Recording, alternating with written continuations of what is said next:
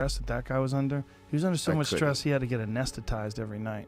Yeah, I couldn't. What things I've witnessed about him that I almost felt like an obligation to speak up on his behalf, as he left a void of parts of who he really was.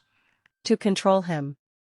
When Michael Jackson died, the entire world searched for answers.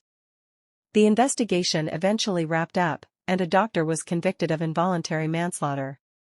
For many people, that marked the end of the story. The case was closed and life moved on. But some of the people who knew Michael best have never stopped talking about those final months. And I remember when he signed off that it was finalized that he would be doing I remember when he signed off that it was finalized that he would be doing the This Is It show in London. And when that started to format itself, that's when he said to me, he said, "Bill, now you're going to see the vultures come out." just before everything changed. At the time, it didn't seem all that important. But once the This Is It concerts were officially announced, those words started making a lot more sense. As Bill tells it, he watched Michael's entire world shift almost overnight. People who'd been absent for years suddenly wanted back in. Everyone wanted a piece of what was shaping up to be the biggest comeback of Michael's career. Bill describes seeing that shift firsthand. From where he stood, he watched how quickly Michael became the center of attention once the tour became official. I didn't understand what that meant at the time, but as things progressed, he was talking about people that he hadn't heard from in years, because it was a big thing for him to put together a tour. So everybody and anybody wanted to be part of it. And there was going to be people trying to outdo one another, whether it was choreographers, managers, engineers, musicians, everybody and anybody wanted to be part of that tour. So I did see it. I received the phone calls from so many people that were trying to reach him. So I understood it then, what he meant by that.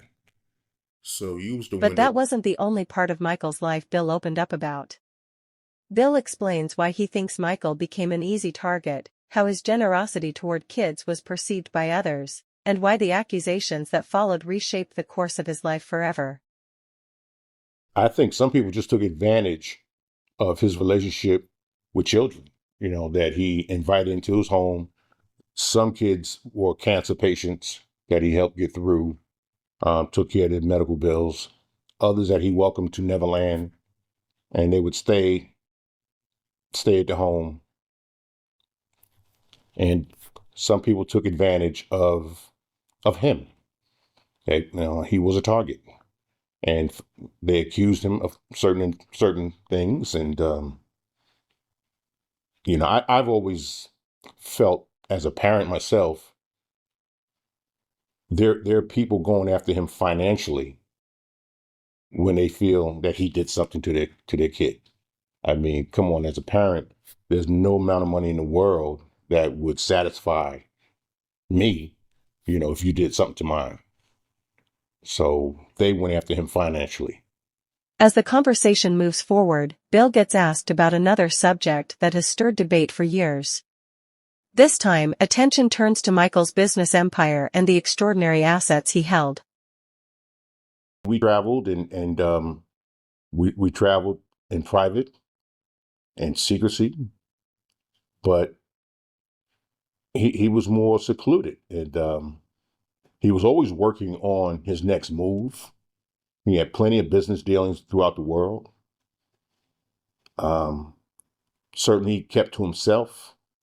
But again, I think that the whole trial thing really played a part in him more so keeping to himself. I heard it was people trying to pressure Michael into deals. You know anything about that? I can only attest to the phone calls that I received from a lot of business people trying to get him to. Another reality the public rarely got to see. He recalls the constant weight of protecting not just Michael, but also the people closest to him. And Michael, he was very adamant about his kids living a normal life, right? Absolutely. We shielded his kids from a lot of the, I want to say, madness, craziness that was going on. So they were unaware of times in which we would be staying at hotels and we would receive death threats or threatening letters dropped off at the front desk. And I would make the call that we're going to leave. And we would leave in the middle of the night without anyone knowing. And the kids just didn't know that why we were leaving. The day everything changed. Bill remembers where he was when the first reports began to surface, and describes the moment he knew the news was real. Looking back, Bill explains how that day brought everything in his world to a complete standstill. It speaks to how deeply Michael's death shook someone who had been right beside him every day. And I told her I didn't believe it. And she said, well, it's all over the news. So I turned the TV on. And as I turned the TV on, his brother Jermaine was coming to the podium. And that's when he made the announcement. And that's when I knew it was real. And everything for me kind of just stopped. It just, I didn't believe it, but I knew it was true. Or pity I didn't want to believe it. And yeah, everything was at a standstill for me. Because I didn't know what my next move was. I didn't know. I was concerned for the kids, what's going on with them. I just didn't, I was kind of stuck mentally. So I didn't know what was going on. When asked what might have led to Michael's death, Bill didn't point to just one single cause. Instead, he spoke about the weight Michael was carrying in his final months, and the many outside pressures shaping his life at that particular time. I tell people Michael Jackson left. That's what I tell people. I tell people he left. He left this world. This world was mean to him. When people ask me what do I think killed him, I tell them stress certainly played its role. He was going through so much. There were so many people that wanted a part of him, trying to control him, trying to control me. I don't know the true dynamics behind his passing, but I do believe there was several pieces of involvement, not just one person. Someone else who saw Michael's life from up close was his former bodyguard, Matt. He remembers the incredible security precautions that were in place around Michael well before his final days. In his view, that level of protection had nothing to do with fame alone. It reflected the real dangers tied to being one of the most recognized faces on the entire planet.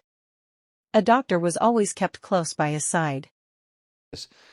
He would always have a doctor with him. I think that's very well known now, in another room somewhere, because he felt like he needed the same privileges as a president. He could get assassinated. You know, there were death threats daily. So, yeah. Matt's memories go even further than that, though.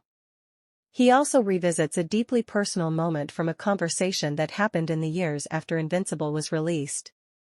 Matt remembers seeing Michael during one of his hardest stretches, frustrated with how the project was coming together and convinced that outside forces were working against him. He recalls standing by as Michael tried to process everything unfolding around him, watching the pressure build behind closed doors. I mean, I was an entrepreneur and a businessman then, but I was probably about 26, 25, 26. I didn't want him to do it. I mean, I was an entrepreneur and a businessman then, but I was probably about 26, 25, 26. So he had this theory. So Invincible did well in terms of a music artist's success. I think when it was released, I think it went straight to 5 million copies sold. But when you compare that to Michael Jackson's success, which is over 100 million with Thriller, it's not right. So me and him were in a hotel room, which is what I think you're referring to, and he was very angry, like on the phone, talking to his people, screaming and shouting how he was going to sue for hundreds of millions of dollars, and that he wasted 5 years of his life, and he cried, and he would lock himself in his bathroom, sobbing. that he'd been screwed over. Matt makes clear this wasn't just about being let down over an album. It was the sense that years of effort weren't getting the recognition Michael felt they had earned. Looking back on that time, Matt sees it as one of the clearest signs of just how much Michael was quietly dealing with. And when he came out, I said, Michael, why do you feel like this? And he said, listen, Matt, I spent 5 years of my life on this album. I think it's only like 7 or 8 tracks on his album. He used to record about 150 tracks, he told me, and narrow it down to 7 or 8 tracks. And it's my greatest piece of work. But Sony Music, this is what Michael told me, are not promoting it like I'm used to. Matt goes on to describe how Michael's ownership of one of the music industry's most valuable catalogs stayed a source of tension for years. But there was a certain superstar, who we can't name because we'll get sued, who was linked to this catalogue, who never really forgave Michael about buying it, who recommended that he goes and buys music. You know who I'm talking about. And Michael would come out of his room some days crying, saying, he's got to me, he's been abusive on the phone to me, and he will never forgive me for buying this catalogue. But he said he gave this person several times the chance to buy this catalogue back, but he wasn't willing to pay the money. And at the time, he didn't want to bid for it. He didn't think it was going to go for the money. Michael, at the time, I think he bought it for like the ATV catalog for like 48 million, which you go back then, it's got to be $500 million at least. He had the guts to go for it, whereas the artists that had the music didn't. Matt goes on to describe how Michael's ownership of one of the music industry's most valuable catalogs stayed a source of tension for years. The ATV catalog for like 48 million, which you go back then, it's got to be $500 million at least. He had the guts to go for it, whereas the artists that had the music didn't. So yeah, a lot of people didn't forgive him, and there was death threats and stuff, and threats against his life about the catalogue. He was the most powerful man in the music industry.